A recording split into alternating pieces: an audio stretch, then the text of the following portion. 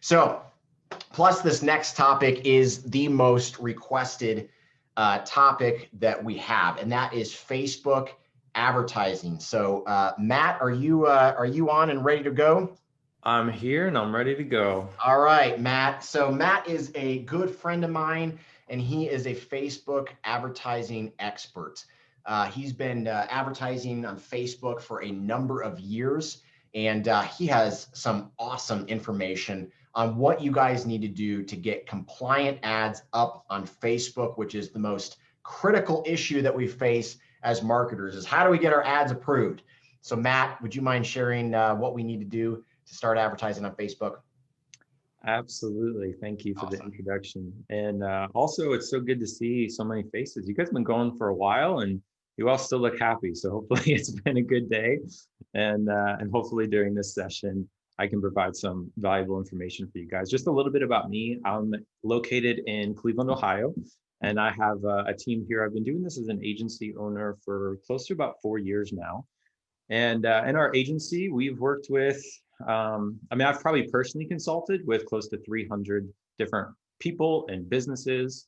We manage Facebook, Instagram, YouTube ads for multiple clients right now, and a lot of different industries, things like e-commerce websites. We were in the energy consulting, Medicare insurance, high ticket consulting, coaching.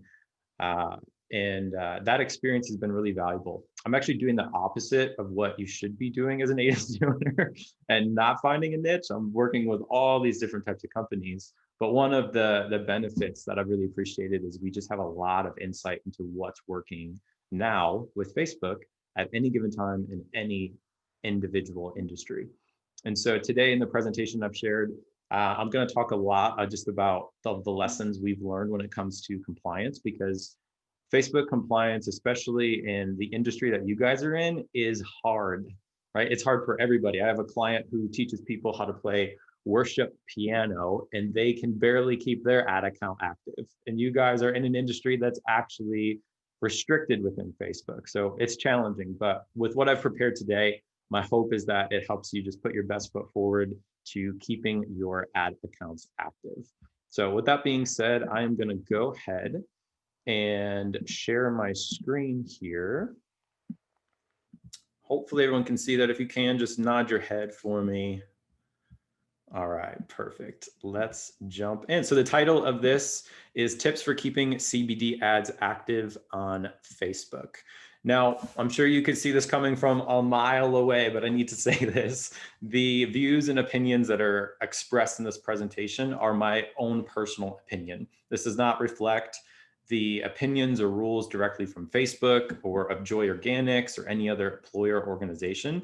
Most of this comes from my own personal experience of working with so many different clients, as well as getting my own ad accounts shut down and being personally locked out of it and needing to say, okay, Facebook, here's my passport.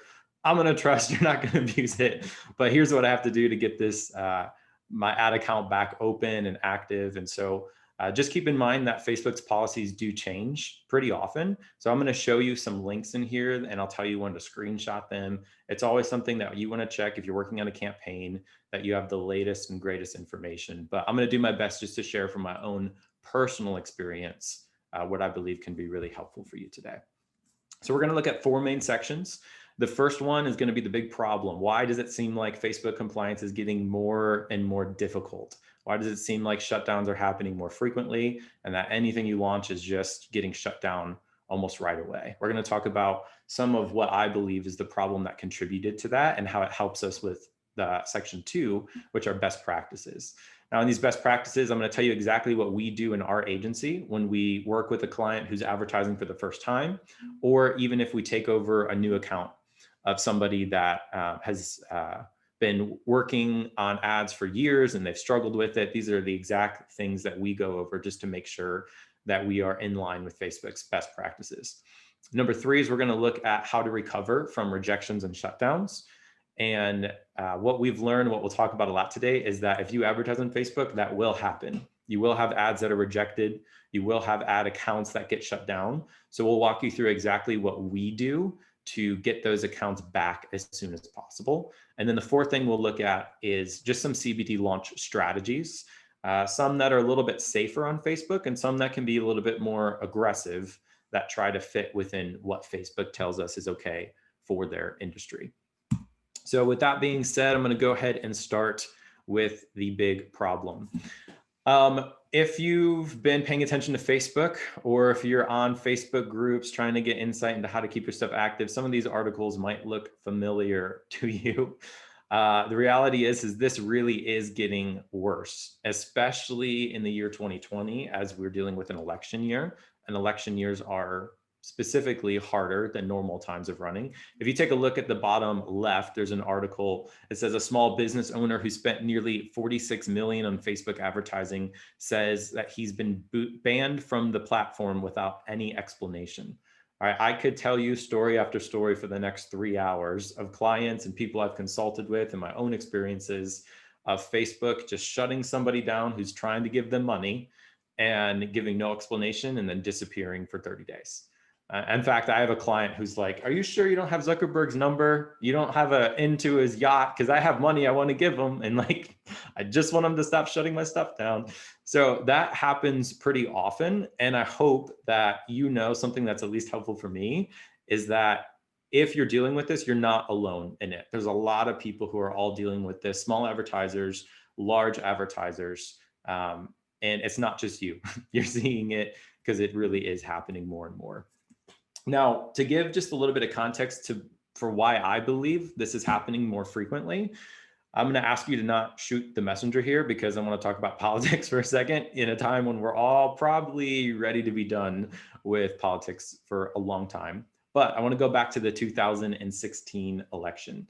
And if whether you love Trump or you hate Trump, the way that they used Facebook was really, really fascinating.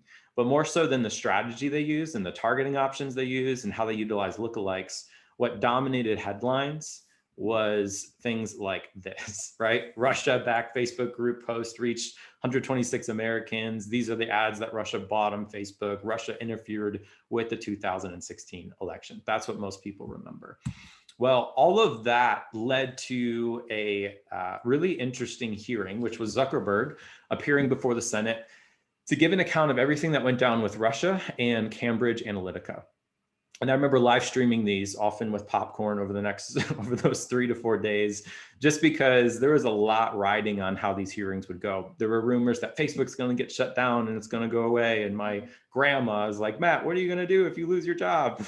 And so I was watching these, and the interesting thing about these hearings was, first off, nobody in the Senate had any idea how Facebook worked. It was really, really comical, but that's another point. The second thing was basically the summary of what happened is the Senate slapped Facebook on the wrist and said, you have too much data on people and Russia hacked you guys to interfere with the election. You better fix this or else. And in response, Facebook had to do a couple things, okay? They needed to not only be prepared to appear before the Senate in a couple years again and win back the trust of their board, but they also had to win back the trust of the general public, right? Because at the time, a lot of people were deleting their Facebook accounts. And even though it seems like that happens all the time and there's always someone mad at Facebook, if you go back 2016, 2017, Facebook wasn't viewed in the most positive light. And so they did a lot of things, but there's two main things that they did that had an impact on advertisers. One was they removed multiple targeting options that they were sourcing from places they probably shouldn't have been in the first place. So they used to be able to target people who make over $100,000 a year. And Facebook said, we're removing targeting options to be more compliant with have more data integrity. So that had an impact on advertisers. But the biggest thing that kind of led us to why I believe we have such a hard time with compliance is this right here.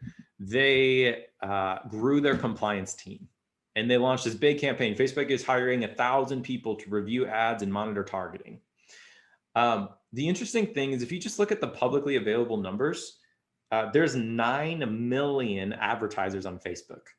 9 million advertisers. These 1,000 people that they hired, it sounds great. It sounds helpful. It's not going to make a dent on reviewing active ads from 9 million people. And really, if you think about it, they're set up to fail. Like they are set up. It's a very, very, very hard task to monitor 9 million active advertisers every single day, and people that are trying to abuse the platform, people that are trying to do things and promote things that they shouldn't be. And so Facebook needs to heavily rely on automation, on their algorithm, on bots, because all the individual people they're hiring, it's going to make a tiny little dent on what's actually going on their platform. So we need to know that as advertisers, we need to know that we're mostly playing a game with automation and with a bot. Okay. Usually when we can get something reviewed by a real human, we get ad accounts back, no problem. But the hardest part that we're dealing with is that's pretty rare for that to happen. Combine that with what I believe is this issue of board reports, and why I think 2020 has been so difficult with this election is I picture, and I've had some Facebook reps that I've talked to kind of confirm this for me, that Facebook this year needs to be cautious and needs to show on a board report, hey guys, we did kind of mess up in 2016, but in the year 2020, take a look at this report of all the accounts that we shut down. And they're erring in this other extreme direction of, look at all the Russian hackers that we disabled and we caught because they're suspicious, but they're not Russian hackers. They're people like us who have genuine products. And my client, Donna, who's 56 years old, and she has a book that helps parents deal with children who struggle with anxiety, right? And she can barely get her ad account active because Facebook thinks that she's really suspicious, and she's the sweetest person I've ever met, okay? So Facebook is erring on this side of caution, and I believe needs to show, like, in 2016, we disabled 2% of our advertisers. In 2020, we disabled 40%. Yay, we're doing a good job. So we have to understand that context, because most of the things that are happening are a machine, and we need to learn how to work within that machine. So with that being said, I want to go over some best practices that we found to comply with that machine, knowing that you're mostly dealing with a algorithm. So best practice number one might seem a little obvious, but it's follow compliance policies very closely. Now, when I talk to clients and to prospects, I find out that most people are dealing with rejections for one of two reasons. One is what they are doing is against Facebook's policy. And I say, well, did you look at Facebook's policy? And they said, what's Facebook's policy? All right, that's a big red flag right there. There are things, like, even though Facebook's kind of hard to deal with, there are things they tell you in black and white. You cannot do this. You should do this. And so we need to know what those things are and where to find them and how to interpret them. And then the second reason is because Facebook just gets it wrong. Their bots, their automation, their algorithm just gets it wrong, right? Because it's a really hard task, and they shut down people who are compliant by mistake. And so we're going to talk about both. We're going to start off with this first one, and I want to make sure that you all feel really comfortable with how to find their policies and how to interpret them and then apply them to your own business to make sure that if you do get rejected, that as much as possible, it's not of your own doing. So this is a link that you want to screenshot that you can visit. We will send out these slides afterwards, so you'll get this again, but facebook.com/policies/ads. This gets updated very frequently, and you want to make sure you review it pretty regularly, even just every couple of weeks, to see if there's anything new that's inside of there. I have a couple screenshots just to walk you through. It may be hard to see this exactly, so I'm going to do my best to talk through some of these points. And again, when we send out the slides, you'll have these a little bit easier to read. But this is the first screenshot when you go to that link. And on the left-hand side, you have all these different categories. So things like overview, the ad review process, step to takes if you're disapproved, prohibited content, restricted content. So if you have a question about video ads, if you have a question about targeting, how you can position yourself, you can click these menu items, and Facebook will tell you in its own words what you can and what you can't do. So for example, here's something that most people I talk with do not know or realize that has a big impact on your compliance. I'm going to zoom into this second box, the ad review process here. So this is what Facebook says. This is not my own interpretation. It's word for word what they say. They say, during the ad review process, we will check your ad's images, text, targeting, and positioning, in addition to the content on your landing page. If your ads may not be approved if the landing page content isn't fully functional, doesn't match the product or service promoting your ad, or doesn't fully comply with our advertising policies. So in other words, when you submit your ads, they go into a review. And in that review, Facebook's not only looking at your headline and your text and your image, but they're also looking at your landing page. And your ad can be compliant, your headline can be compliant. But if you have a really long landing page and on the very bottom of it, you have an unrealistic claim or a before and after photo, Facebook can not only reject your ad, but they could disable your entire account just because of what's on the landing page. So I'm going to go through some of these things for you to just be looking for when you're on that policy site. And then at the end, I'm going to summarize the most important that I've seen from our own experience running ads 24/7 for clients and some of the biggest mistakes that I've seen people make. So that's the first one. This next popular category is under prohibited content, and it's a category called personal attributes. So again, most people don't understand that Facebook does not want you to make people feel like you've read their mail. So even though it happens to us all the time, right? The one that got me is I was talking with a friend about the movie Home Alone. I was like, oh yeah, I haven't seen that in a long time. The next morning, I see an ad from Walmart for the DVD Home Alone. Okay. Nobody buys DVDs, right? And I never searched that. I just said it. And I'm sure we all have those experiences. Well, Facebook's trying to fight against that as much as possible. And so if you, like, let's just take a look at their example here under the race section. If you have a product or a service or something like that, that is specifically for Black singles, you can't say, hey, meet other Black singles for you, because if you're a Black single, you might look at that and be like, how in the world did they know me? Okay, so personal attributes, Facebook doesn't want you to say, are you 64 years old and interested in Medicare insurance? They don't want somebody to read an ad and know, oh my gosh, they know exactly who I am. And so you have to word it a little bit differently. That doesn't mean you can't get specific, but if you take a look at their examples, they have very helpful examples. You can say, find Black singles today, but you can't say meet other Black singles, because that implies you know that they are one. So, I mean, we could spend 8 hours, we could do a whole day on just these policies, but Facebook's come a long way in making these as clear as possible. And they do a pretty good job. So just go to that website, take a look at personal attributes, look through all their examples, and it starts to become a little bit more clear on exactly how they want you to word things. The other common thing here is personal health. So something most people don't realize is that Facebook prohibits before and after images. So I was working with a personal trainer. And of course, as a personal trainer, you want to show, here's my client before working with me, here's my client after. You are not allowed to do that on Facebook. We've even tested this with a client who helps people help their children with anxiety. Here's a sad kid before the program, and then here's a really happy kid after the program. Nothing to do with abs, right? Nothing to do with physical appearance. And Facebook still does not like that. So if you have a before and after of somebody using your product, I would avoid using that in your ads, and also avoid using that on your landing pages. Now, something to be said about before and afters, as well as all of these policies, is that Facebook doesn't always catch these.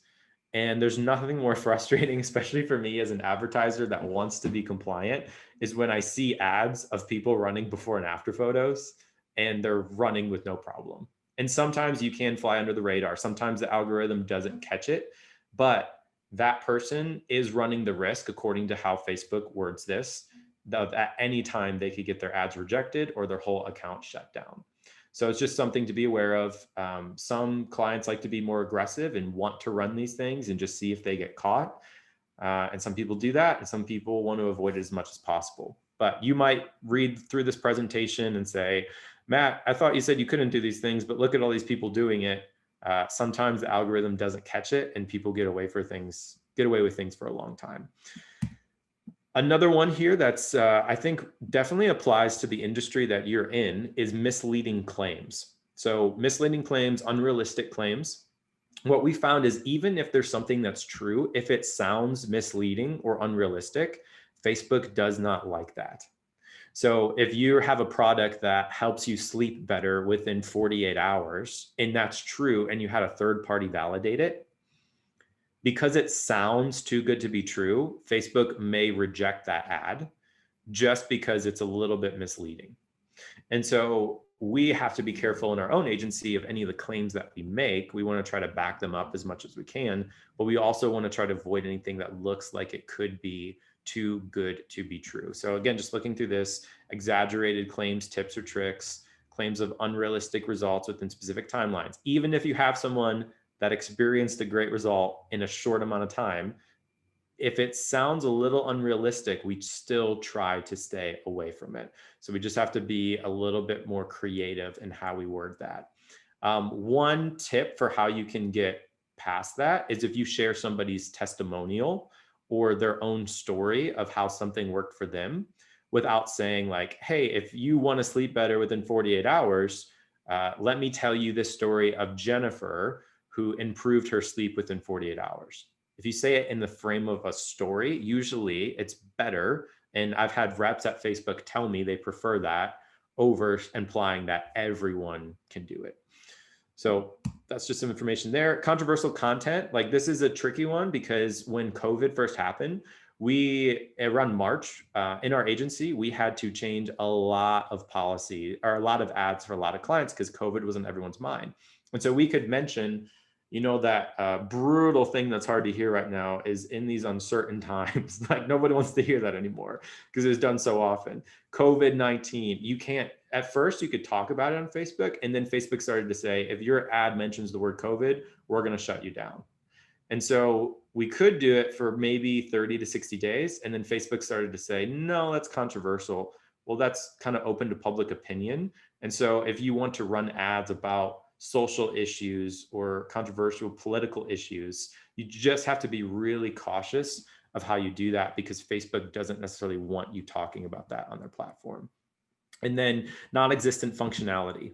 So if you have a video like this on your landing page, and it's a screenshot of what you will see when you enter your email or something, but the video doesn't play. We've had people lose their entire ad account just because of having a video that doesn't have an actual real play button on it.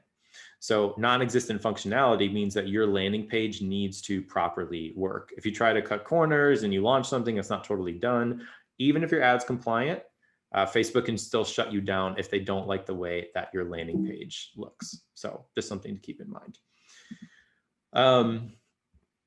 So we looked at a lot of information. Again, I'm going to recommend that you go look at that link for yourself. But what I wanted to do was help you out and give you some summary slides here of the most common issues that we run into and mistakes that we see.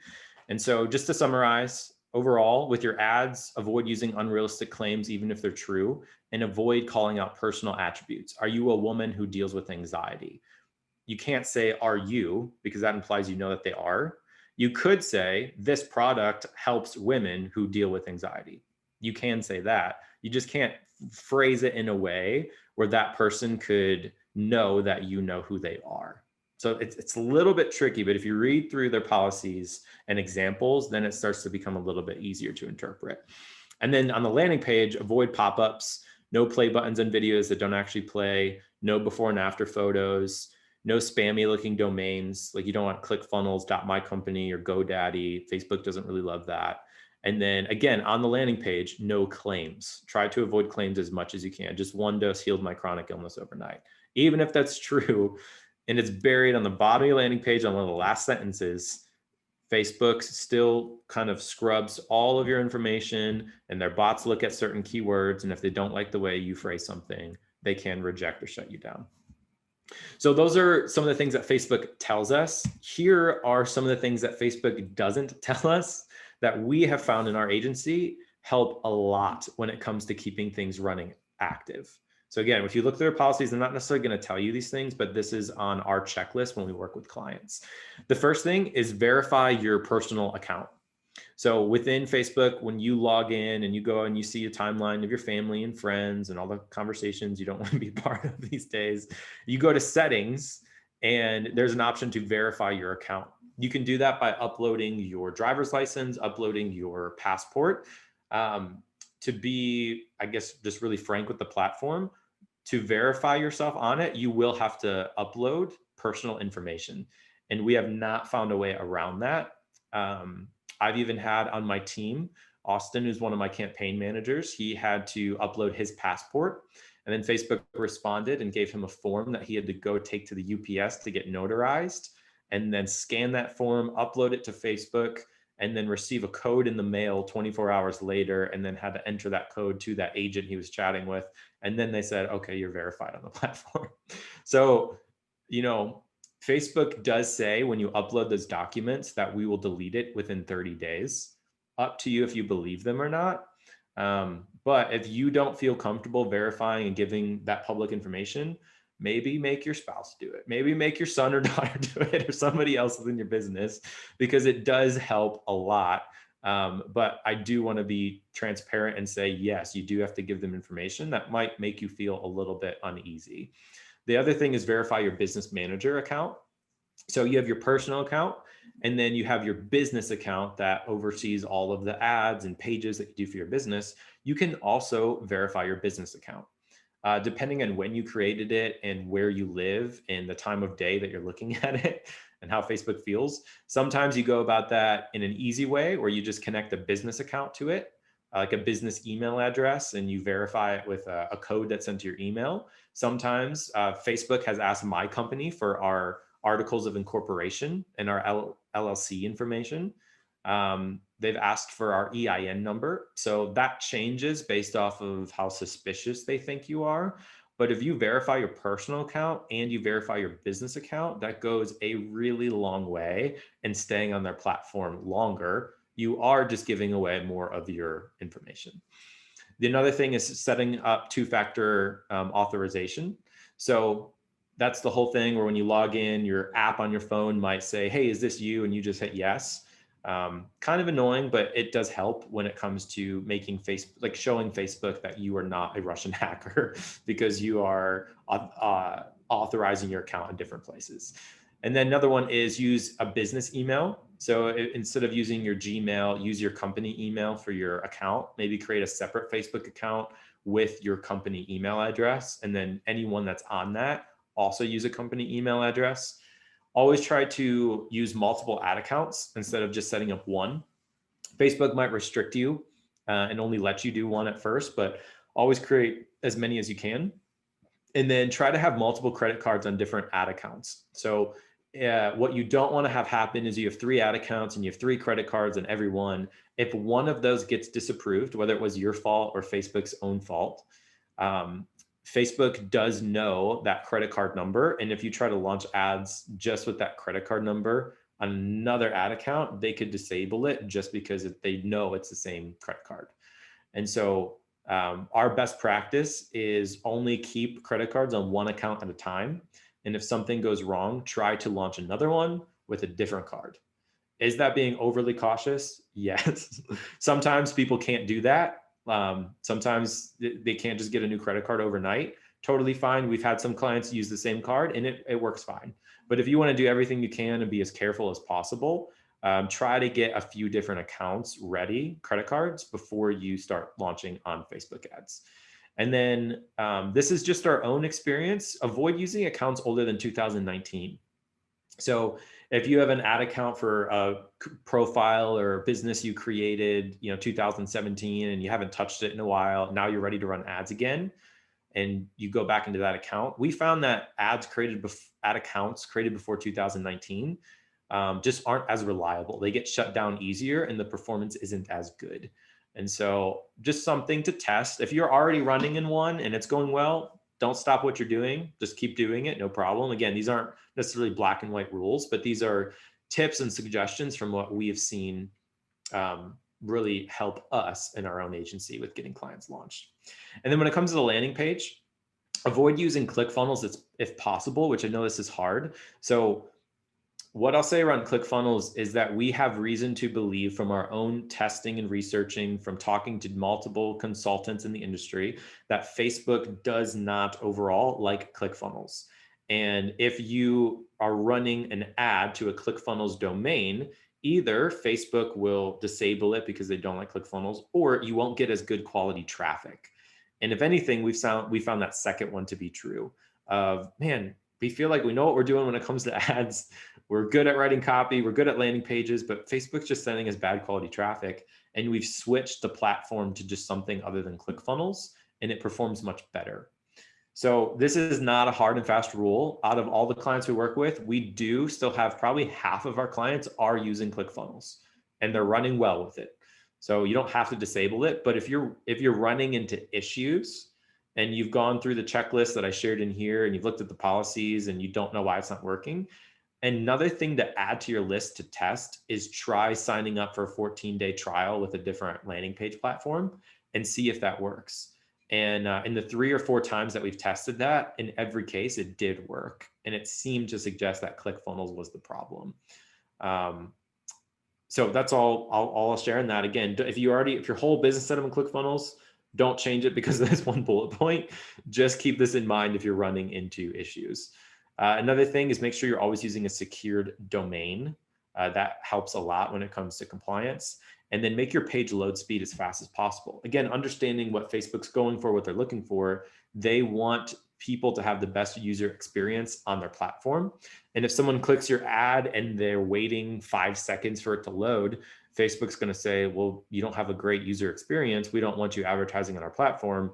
And they can actually even shut you down for that reason. The more common problem is you just get worse quality traffic. But you can, that goes against one of their policies they have of like the user experience. So again, these are not things that Facebook will necessarily tell you. We've gotten some of these out of our Facebook reps over the years, but these are just our own personal lists that we've noticed of putting our best foot forward. Moving into best practice number 2 is understanding that Facebook compliance is not logical or reasonable. So the reason I'm putting this in here is to help you stay sane as you navigate this. I feel like in my role, I went from, as the agency owner, working with my team on writing content and writing great landing pages, to now I help oversee creative ways to help people get past ad account shutdowns. And what we found to be true is that Facebook compliance is not logical or reasonable. A lot of the conversations I have with clients on the phone is people complaining, but I don't understand. They approved it before, or my friend is running this. This isn't fair. This doesn't make sense.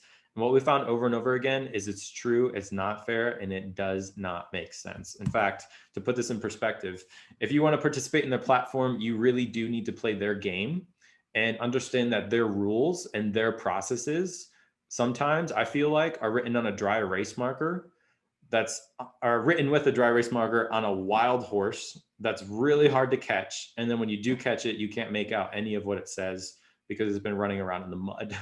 That's Facebook compliance.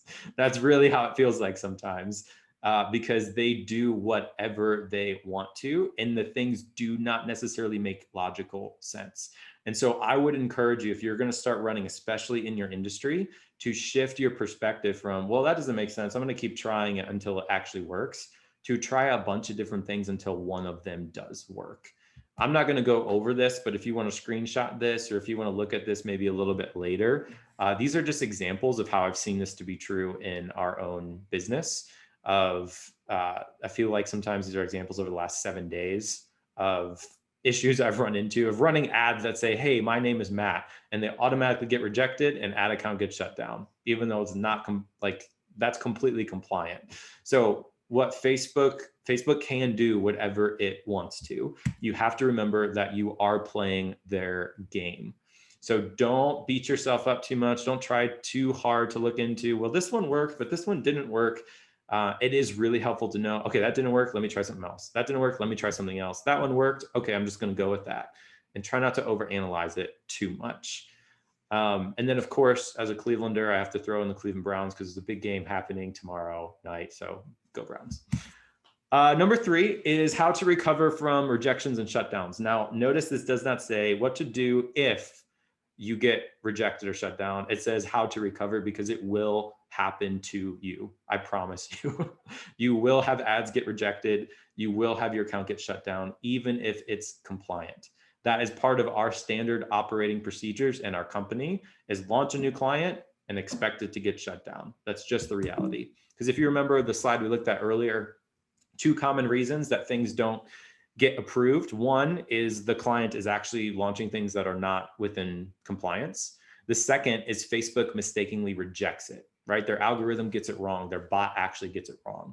We just spent time looking at making sure what you're putting out there is like within the policy of what they tell us to do.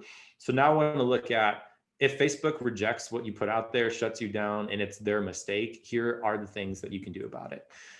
There's 3 common scenarios. I'm going to walk through each 3 of these here. These are the ways that Facebook can reject you or shut you down. The first is what's called an ad rejection.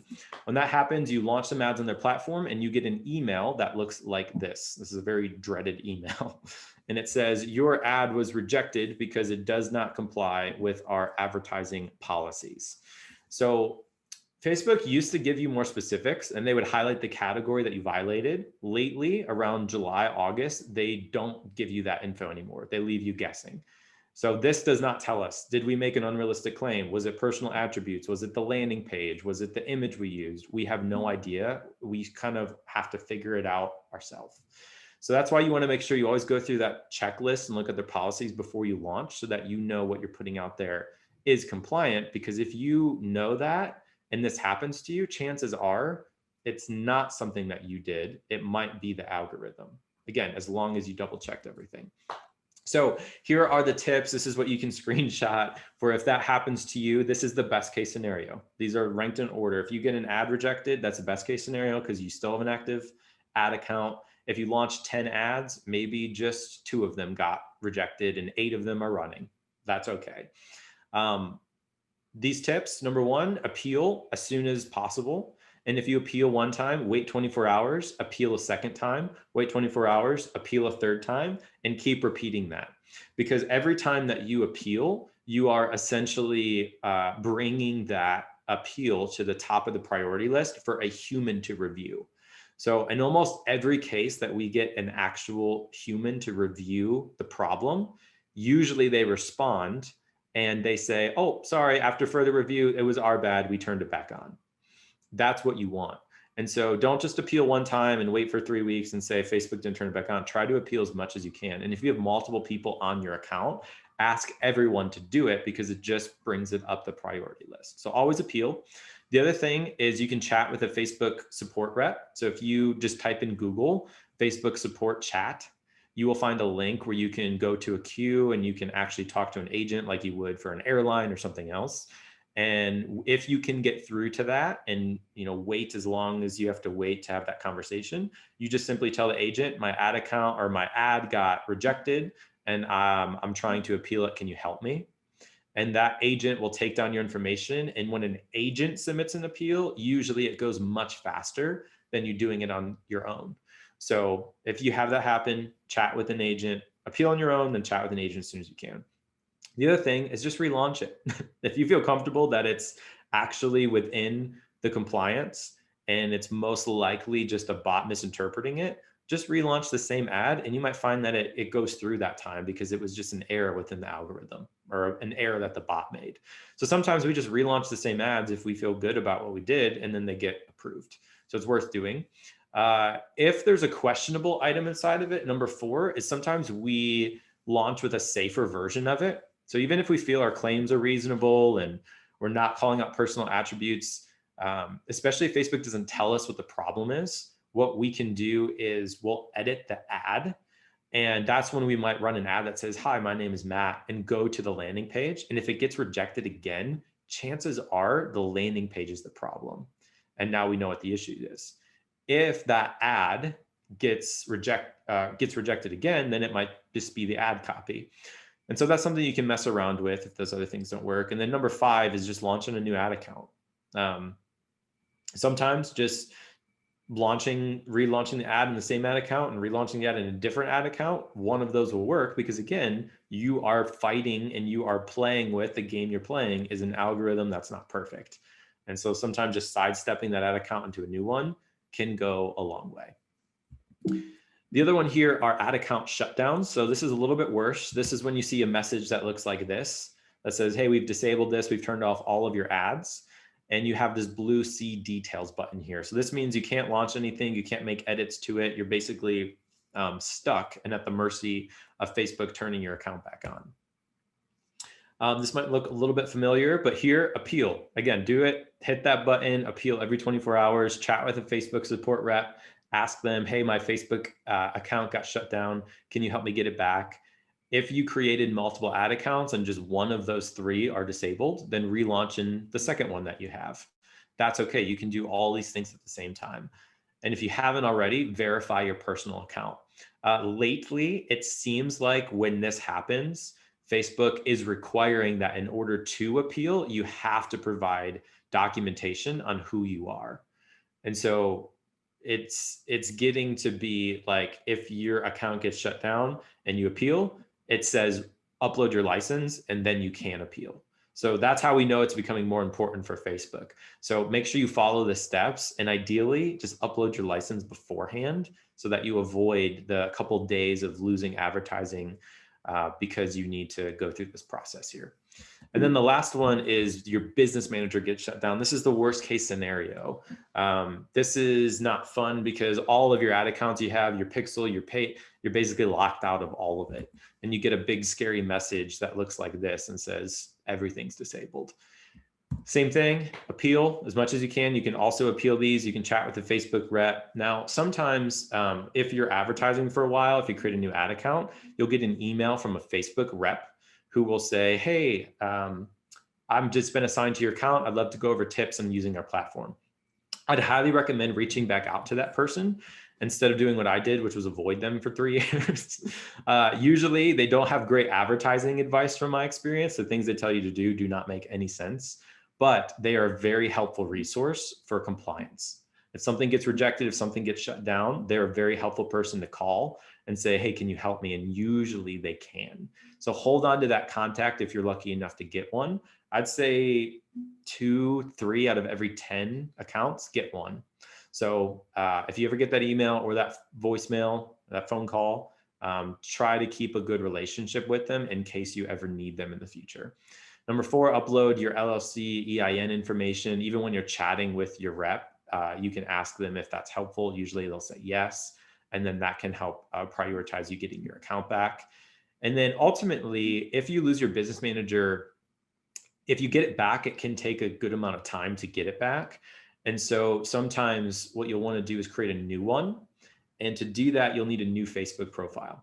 So you might have multiple, one under your personal account, one on your business account, or you can create one with your spouse or with a business partner. The one thing I will say here is make sure if you do this, that it's somebody that you trust, because that person will have control over your business manager and you don't want them to ever change their password and lock you out of it forever.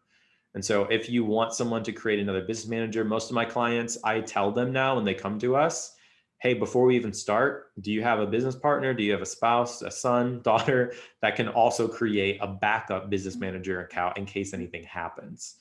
And you just want to make sure that if you do that, it's going to somebody that, again, you really trust, because that person, worst case scenario, could lock you out of it and Facebook will not let you get it back.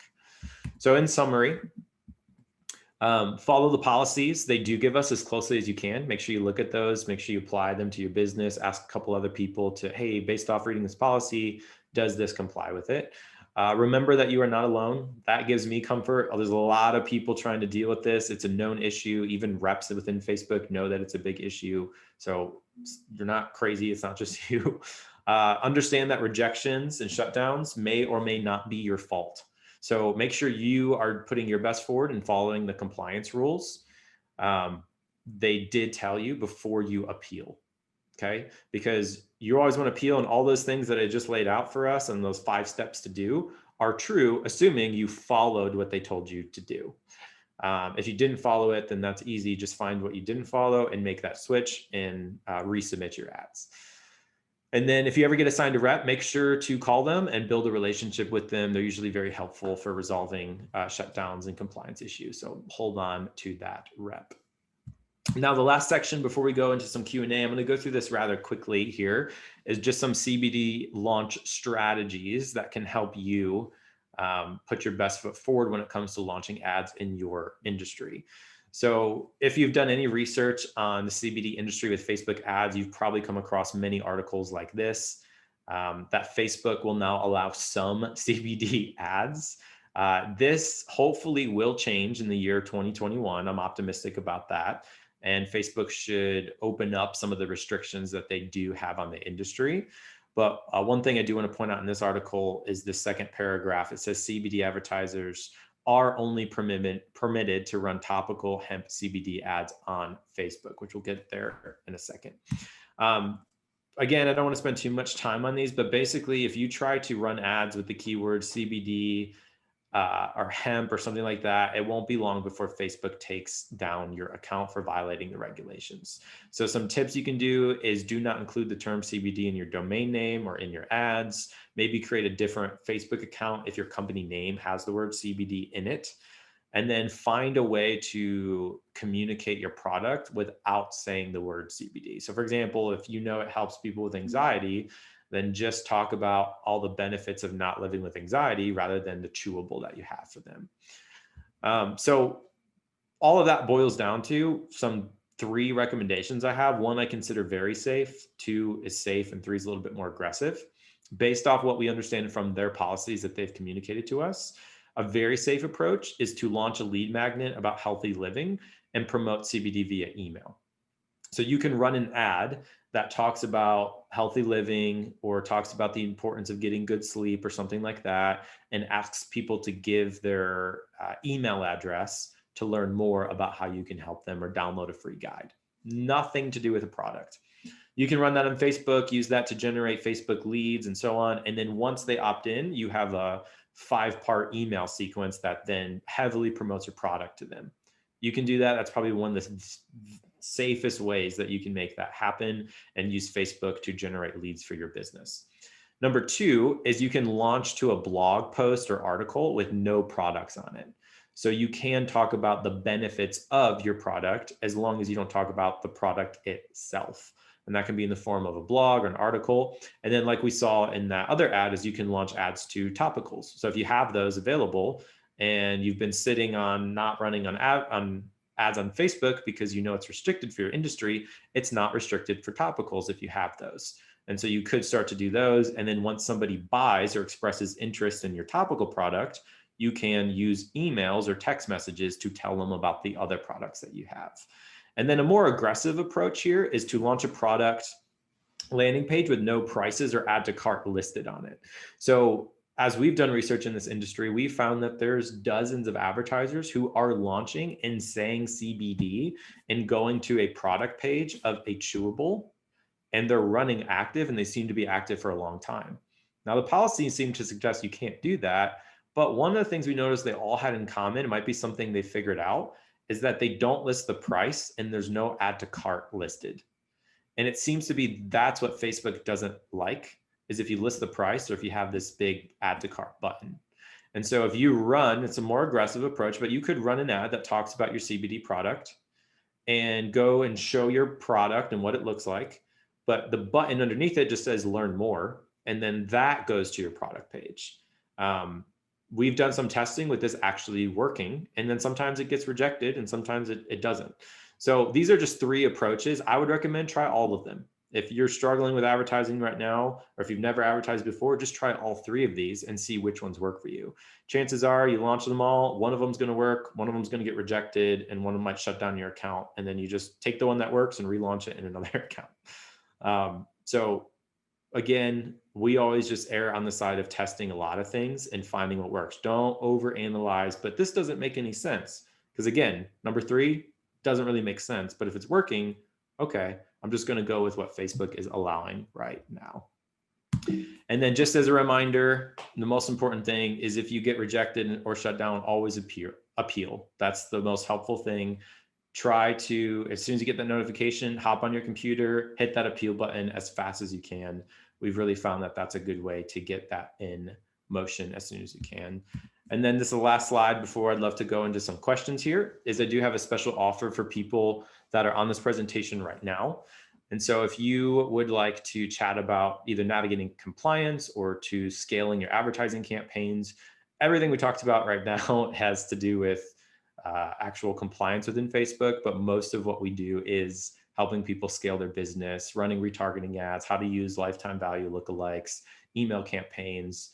There's lots of services that we offer. So if you are interested in talking about working together, I will have 5 spots available in the month of March. And so if you are interested, you can shoot an email to matt@goodtreeagency.com. That's the name of my agency. And just put the subject special offer. And we can set up a time to talk about your business and see if there's anything that I can do to help with where you are right now. So with that, I'll turn it back over to Jared and yeah, let you go over any questions we've received. Awesome. Thank you so much, Matt. Really appreciate that. That was a really, really good and in-depth presentation. First thing I want to just talk about before I turn it over to my dad for his takeaways. Facebook is one of those things you have to make a decision that you're going all in before you do it. I mean, it's not one of the things you're kind of like, I'm just going to kind of test it out a little bit. One of the things I put into the chat, somebody was asking about credit card situation. I said, we have 5 credit cards that we have assigned to Facebook ads. You know what it's like to go to your director of accounting and say, hey, I need five credit cards for Facebook. Yeah, he's like, what in the world is wrong with you? So this is one of those things you just have to make the decision. I'm gonna go all in. I'm willing to go through the pain of getting all my ads rejected many, many times. I'm going to, have multiple credit cards that I'm going to have to set up because it's not something that you dabble in. You either go all in or you're better off working on other things. That was one of my takeaways and just something that, decision we had to make internally when we decided to go after Facebook. Dad, what about you? Well, I mean, what you're just saying is exactly right. One of the things you've heard me say 100 times before is you can be great at anything, but you can't be great at everything.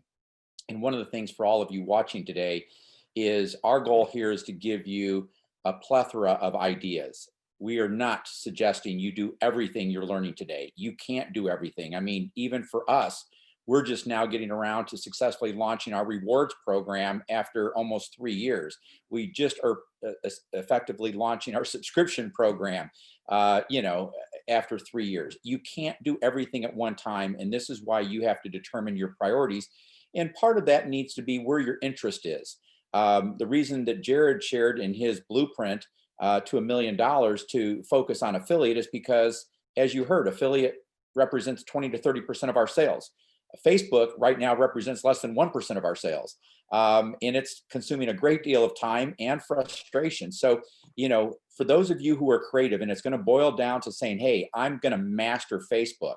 It's going to then boil down to you testing things, being creative, and finding what works. And it may be what works for you is something completely different than what's working for anybody else, which is why you need to be creative. But the one thing that I want to make sure that Matt does address, Jared, is that a lot of people, and I'm really grateful that he spent this whole session on compliance and getting accounts shut down, because in the CBD space, everybody's getting their account shut down. And it sounds like even outside the CBD space, everybody's getting their account shut down. So this is information everybody needs. Otherwise, they're going to be frustrated, discouraged, and throw their hands up in the air right out of the gate. But a lot of people are setting up their CBD ads on their main company Facebook page. And then when they get that shut down, now they got a whole nother set of problems. Maybe Jared or Matt speak to that, because I know we're not running ours off our main Facebook page. Yeah, go ahead, Matt. A lot of people are wondering about how you disconnect your personal account from the business account, and then, obviously, disconnecting, making sure you're not ruining your main Facebook page. Yeah, that's a great question. If you already have a successful page and you have a lot of organic traffic there, I would advise against using that same one for testing out Facebook, because anything that you test within Facebook, you put at risk, especially in this industry. And so oftentimes we have clients create another page, and even if it doesn't have as much engagement on it, your main one might have 10,000 followers, and you create a new one and it has the 30 people from your company you invited to like it. That's okay, right? Because the first thing that you want to test, and this is what I tell to clients in difficult industries, the first thing you want to test is, can I actually get this to run? Will Facebook let me run this consistently? Don't even worry about the ROI. Don't even worry about can I make this profitable for me?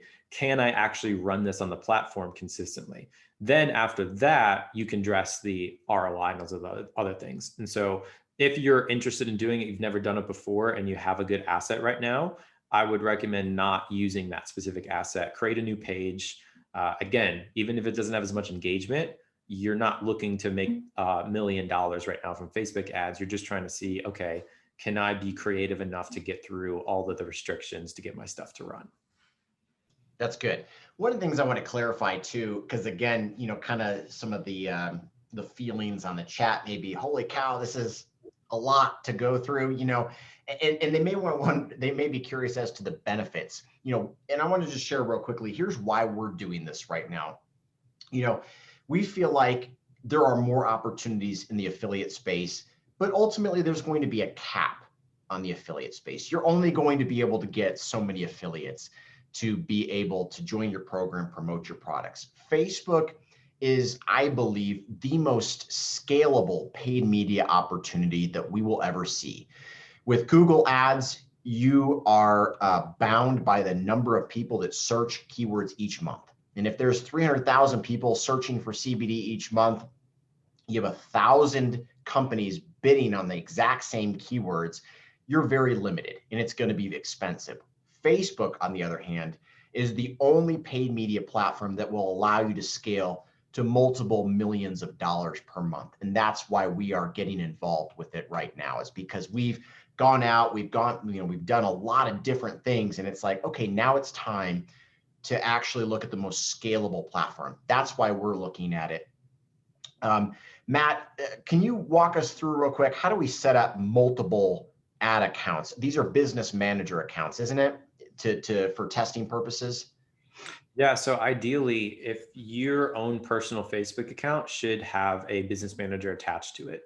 And the link for that is business.facebook.com. If you want to write that down, if you've never done it before, it's business.facebook.com. And Facebook has great support articles that walk you through all that too. That will let you create one business manager. The other thing that you can do, again, it sort of depends on where you live, how active your account's been, where your IP address is, how Facebook feels on that day, is you could create another Facebook account.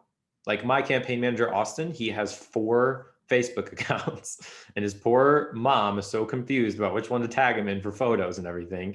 But he has 4 different accounts that have 4 different business managers attached to it. That way he just has multiple ways to keep running on Facebook if something gets shut down.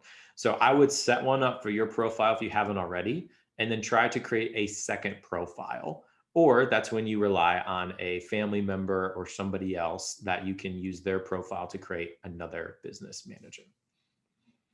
And one of the things that we're doing here at Joy Organics is not only do we have 5 credit cards, but we are setting up lots of email accounts under the Joy Organics domain. So FB1, FB2, FB3, so that Matt and his team can go in and create lots of business manager accounts for us. We have lots of credit cards that he can use. So this is why it's a really, really big commitment to go after Facebook. It's not something that we dabble with. Let's see here. Let's go down to the bottom real quick. Do you need a VPN? This is actually a really good question. Do you need a VPN to set up these business manager accounts? Should you go that in depth?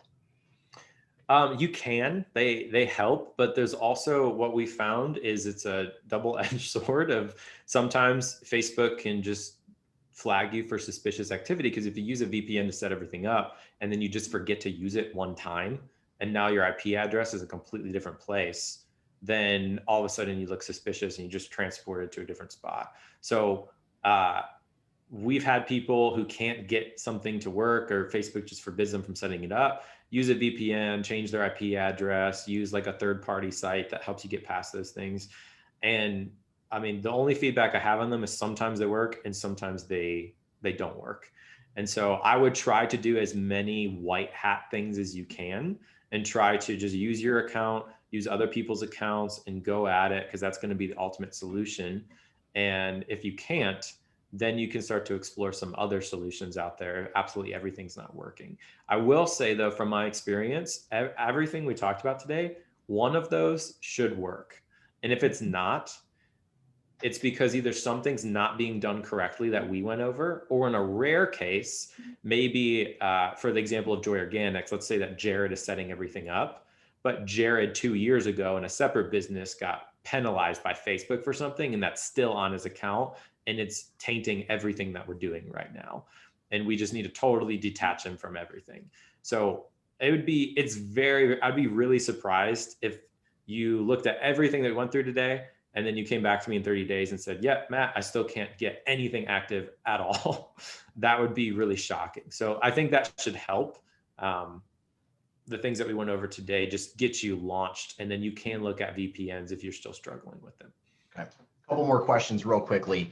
Deborah asks, if you create a new page, shouldn't we create it under a new personal account? My understanding is you want a new email address, you want a new business manager account, you need a new credit card. Like, you got to have all of those things. Is that correct?